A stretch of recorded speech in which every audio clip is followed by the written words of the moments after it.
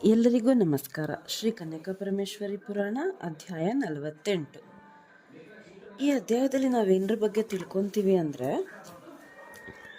ವಿರೂಪಾಕ್ಷ ಮೊದಲಾದವರ ಕಾಶಿ ಪ್ರಯಾಗ ಮೊದಲಾದ ತೀರ್ಥಗಳಲ್ಲಿ ಸೇವೆ ಮಾಡುವುದು, ಪಿತೃದರ್ಶನ, ಅಮ್ಮನವರ ಸಾಕ್ಷಾತ್ಕಾರ, ಶುಕ್ರವಾರ ಪೂಜಾ ಪ್ರಾಮುಖ್ಯತೆ, ಪೂಜಾ ವಿಧಾನವನ್ನು ಹೇಳುವುದು. ಅನಂತರ 15 ದಿನಗಳವರೆಗೆ ಆ ವೈಶ್ಯರು ಪಿತೃಕಾರ್ಯಗಳನ್ನು ವಿದ್ಯುಕ್ತವಾಗಿ ಜರುಗಿಸಿ ಬ್ರಾಹ್ಮಣರಿಗೆ ತಮ್ಮ ವೈಭವಕ್ಕನುಸರಿಸಿ ರತ್ನಾದಿ ಗೋವುಗಳನ್ನೂ ವಸ್ತ್ರಾದಿ ಧನಗಳನ್ನೂ ಯಥೇಷ್ಟವಾಗಿ ನೀಡಿ ತೃಪ್ತರಾಗಿ ಬ್ರಾಹ್ಮಣ ಕನ್ಯೆಯರನ್ನು ಪೂಜಿಸಿ ಅವರಿಗೆ ವಸ್ತ್ರಗಳನ್ನೂ ಮುತ್ತೈದೆಯರನ್ನೂ ಪೂಜಿಸಿ ಅವರಿಗೆ ಮಂಗಲಸೂತ್ರಗಳನ್ನೂ ಉಡುಗೊರೆ ಮಾಡಿ ಸಂತೋಷಗೊಳಿಸಿದರು. ಅನಂತರ ಅವರು ಭಾಸ್ಕರಾಚಾರ್ಯರನ್ನು ಪುರಸ್ಕರಿಸಿ ಪಿತೃಗಳಿಗೆ ಪುಣ್ಯವನ್ನು ಸಂಪಾದಿಸುವುದಕ್ಕಾಗಿ ಗಂಗಾ ತೀರಕ್ಕೆ ಪಯಣಿಸಿದರು.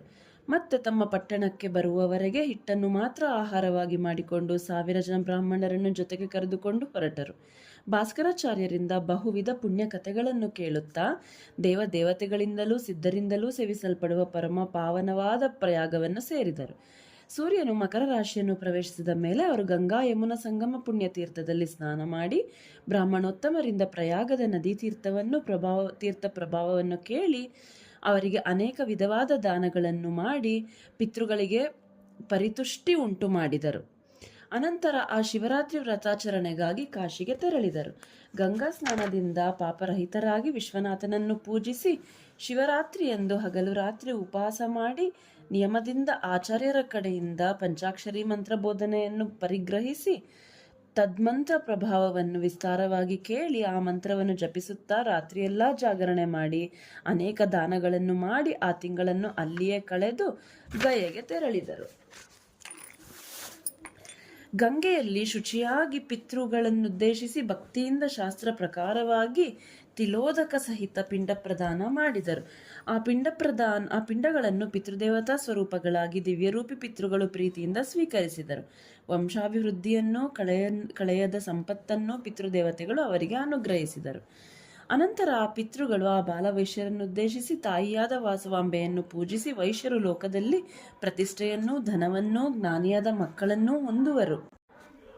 ಆ ವಾಸವಿಯ ಕೃಪೆಯಿಂದ ನಾವೆಲ್ಲ ದುಷ್ಕರವಾದ ಯೋಗೀಶ್ವರ ಸೇವಿತವಾದ ಇಂದ್ರಾದಿಗಳಿಗೆ ಅಲಭ್ಯವಾದ ಕೈಲಾಸವನ್ನು ಪಡೆದಿದ್ದೇವೆ ಎಂದು ನುಡಿಯಲು ಆ ಪಿತೃಗಳ ಗುಂಪಿನಲ್ಲಿ ಮನೋಜ್ಞ ಕಾಂತಿಯಿಂದ ವಾಸವಿಯು ಪ್ರತ್ಯಕ್ಷಳಾದಳು.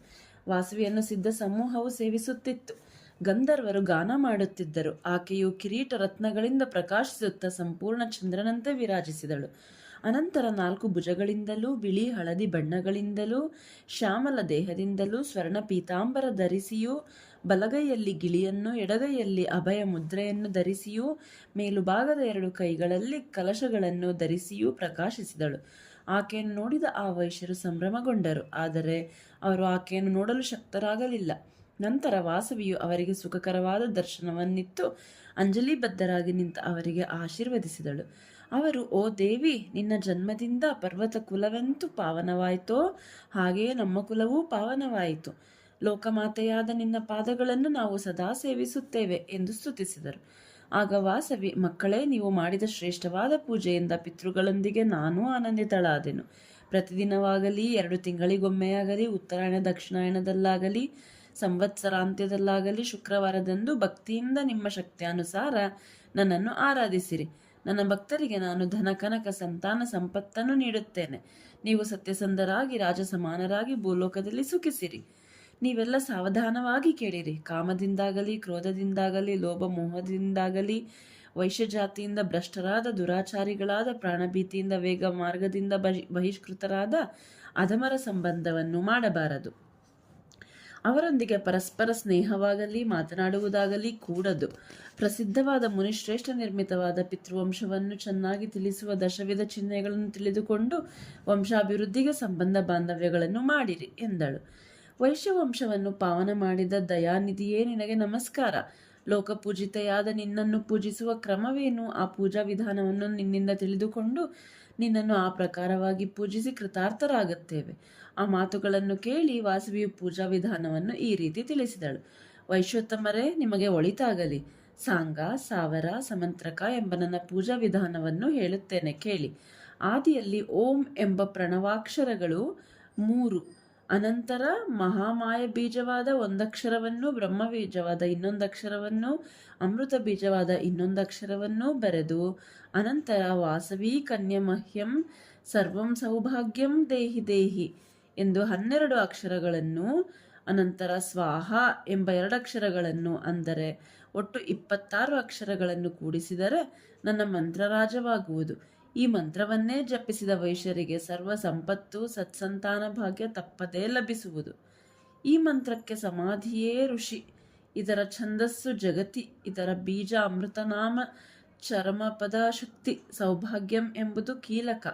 ನೀವು ಕರನ್ಯಾಸಾದಿಪೂರ್ವಕವಾಗಿ ಸಂಪದಭಿವೃದ್ಧಿಗಾಗಿ ಈ ಮಂತ್ರವನ್ನು ಜಪಿಸಿರಿ. ಇನ್ನು ಪೂಜಾ ಕ್ರಮವನ್ನು ಹೇಳುತ್ತೇನೆ, ಅವಧಾನಿಸಿರಿ. ಪ್ರತಿಮೆಯ ರೂಪದಲ್ಲಿ, ಕಲಶ ರೂಪದಲ್ಲಿ ನನ್ನನ್ನು ಶ್ರದ್ಧೆಯಿಂದ ಪೂಜಿಸಬೇಕು. ಆಲಯಗಳಲ್ಲಿ, ವಿವಾಹಾದಿಗಳಲ್ಲಿ 2 ವಿಧಾನಗಳನ್ನು ಹೇಳಲ್ಪಟ್ಟಿವೆ. ಕಲಶ ಪೂಜೆ ಕ್ಷಣಿಕವೆಂದು, ಪ್ರತಿಮಾ ಪೂಜೆ ನಿತ್ಯವೆಂದು ಹೇಳುತ್ತಾರೆ. ಷಟ್ಕೋಣಗಳಿಂದಲೂ, ಅಷ್ಟಕೋಣಗಳಿಂದಲೂ, ತ್ರಿಕೋಣಗಳಿಂದಲೂ ಕೂಡಿದ ಭೂಪುರದೊಂದಿಗೆ ಕೂಡಿದಂತೆ ನನ್ನ ಪುರವನ್ನು ನಿರ್ಮಿಸಿ ವಿಗ್ರಹವನ್ನು ಸ್ಥಾಪಿಸಬೇಕು. 4 ಭುಜಗಳಿಂದಲೂ, ಚಂದ್ರರೇಖೆಯಿಂದಲೂ, ಪದ್ಮಾಸನದಲ್ಲಿ ಕುಳಿತಂತೆಯೂ, ವರದ ಅಭಯ ಹಸ್ತಗಳಿಂದಲೂ, ಗಿಳಿ ಕಮಲಗಳನ್ನು ಧರಿಸಿದಂತೆಯೂ ಪರಮ ಮಂಗಳಕರವಾದ ನನ್ನ ವಿಗ್ರಹವನ್ನು ಗುಡಿಗಳಲ್ಲಿ ಸ್ಥಾಪಿಸಬೇಕು. 4 ಭುಜಗಳಿಂದಲೂ, ಚಂದ್ರ ರೇಖೆಯಿಂದಲೂ, ಪದ್ಮಾಸನದಲ್ಲಿ ಕುಳಿತಂತೆಯೂ, ವರದ ಅಭಯ ಹಸ್ತಗಳಿಂದಲೂ, ಗಿಳಿ ಕಮಲಗಳನ್ನು ಧರಿಸಿದಂತೆಯೂ ಪರಮ ಮಂಗಳಕರವಾದ ನನ್ನ ವಿಗ್ರಹವನ್ನು ಗುಡಿಯಲ್ಲಿ ಸ್ಥಾಪಿಸಬೇಕು. ಹಾಗೆ ಸ್ಥಾಪಿಸಿದವರಿಗೆ ಸರ್ವದಾ ಸಂತಾನ ವೃದ್ಧಿಯನ್ನು ನೀಡುತ್ತೇನೆ. ದುರ್ಗೆಯೆಂದು, ಕನಕ ದುರ್ಗೆಯೆಂದು, ಪಕ್ಷ ದುರ್ಗೆಯೆಂದು, ಭ್ರಾಮರಿ ದುರ್ಗೆಯೆಂದು, ದ್ವಾರ ದುರ್ಗೆಯೆಂದು, ಅಗ್ನಿ ದುರ್ಗೆಯೆಂದು,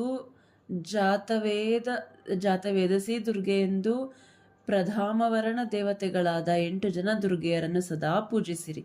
ಗಣಪತಿಯನ್ನು, ಕ್ಷೇತ್ರಪಾಲನನ್ನು, ಸಪ್ತಮಾತೃಕೆಯರನ್ನು ದ್ವಿತೀಯಾವರಣದಲ್ಲಿ ಪೂಜಿಸಿರಿ. ಇಂದ್ರಾದಿ 8 ದಿಕ್ಪಾಲಕರನ್ನು ತೃತೀಯಾವರಣದಲ್ಲಿ ಪೂಜಿಸಿರಿ. ಸೂರ್ಯಾದಿ 9 ಗ್ರಹಗಳನ್ನು ಚತುರ್ಥಾವರಣಗಳಲ್ಲಿ ಪೂಜಿಸಿರಿ. ಚಕ್ರವನ್ನು, ಶೂಲವನ್ನು, ಪಾಶವನ್ನು, ಮುಗ್ದರವನ್ನು, ಚತುರ್ವೇದಗಳನ್ನು ಪಂಚಮಾವರಣದಲ್ಲಿ ಪೂಜಿಸಿರಿ. ಭೂಪುರದಲ್ಲಿ ಪ್ರತಿಷ್ಠೆ ಮಾಡಿ ನನ್ನನ್ನು ಶ್ರೀ ಸೂಕ್ತದಿಂದ ಆರಾಧಿಸಿರಿ. ಮಕ್ಕಳೇ, ಪೂರ್ವಜನ್ಮದಲ್ಲಿ ಸಮಾಧಿ ಎಂದು ಹೆಸರಾಗಿ ಬಂದು ವರ್ಗದಿಂದ ಕೂಡಿದ ಕುಸುಮಶ್ರೇಷ್ಠಿಯನ್ನು ನನ್ನೆದುರು ವಿಧಿ ಪ್ರಕಾರ ಪೂಜಿಸಿರಿ. ಆಗ ನಿಮ್ಮ ಪೂಜೆಯು ಸಫಲವಾಗುವುದು. ಪೂರ್ವಜನ್ಮದಲ್ಲಿ ಬಂಡಾಸುರನೆಂಬ ರಾಕ್ಷಸನು ರಾಜನಾಗಿ ಮತ್ತೆ ರಾಜವಂಶದಲ್ಲಿ ವಿಷ್ಣುವರ್ಧನಾದ ನನ್ನ ಭಕ್ತನನ್ನು ತದನಂತರ ಪೂಜಿಸಿರಿ. ದುರ್ಗೆಯೆಂದು, ಭದ್ರಕಾಳಿಯೆಂದು, ವಿಜಯಿಯೆಂದು, ವೈಷ್ಣವಿಯೆಂದು, ಕುಮುದೆಯೆಂದು, ಚಂಡಿಕೆಯೆಂದು, ಕೃಷ್ಣೆಯೆಂದು, ಮಾಧವಿಯೆಂದು, ಕನ್ನಿಕೆಯೆಂದು, ಮಾಯ, ನಾರಾಯಣಿ, ಈಶಾನ, ಶಾರದೆ, ಅಂಬಿಕೆಯೆಂದು ನನ್ನನ್ನು ಅರ್ಚಿಸಿರಿ. ಮಕ್ಕಳೇ, ಉಳಿದ ಪೂಜಾ ವಿಧಾನವನ್ನು ಭಾಸ್ಕರಾಚಾರ್ಯರು ಹೇಳುವರು.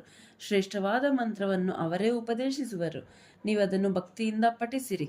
ಐಶ್ವರ್ಯ, ಸಂತಾನ ಅಭಿವೃದ್ಧಿಗಾಗಿ ಅಮೃತದಿಂದ ಕೂಡಿದ 2 ಕಲಶಗಳನ್ನು ಇಟ್ಟು ವಿವಾಹ ಕಾಲದಲ್ಲಿ ಪೂಜಿಸಿರಿ ಎಂದು ಹೇಳಿ, ಮತ್ತೆ ಭಕ್ತಿಯಿಂದ ಕೂಡಿದ ನಿಮ್ಮ ಚಿತ್ತಶುದ್ಧಿಗೆ ಮೆಚ್ಚಿ ನಾನಿಂದು ವರವನ್ನೀಯುತ್ತೇನೆ, ಕೋರಿಕೊಳ್ಳಿ ಎಂದಳು. ಆಗ ಆ ವೈಶ್ಯರು, ತಾಯೇ, ಪೆನುಗೊಂಡೆಯಲ್ಲಿ ಯಾವಾಗಲೂ ವಾಸವಿ ರೂಪದಿಂದ ನಮಗೆ ದರ್ಶನ ನೀಡು ಎಂದು ಕೇಳಿದರು.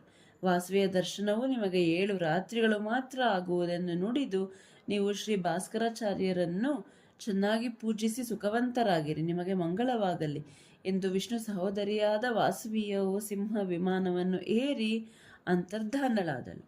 ಇಲ್ಲಿಗೆ ಈ ಅಧ್ಯಾಯ ಮುಕ್ತಾಯ. ಧನ್ಯವಾದಗಳು. ಜೈ ವಾಸವಿ.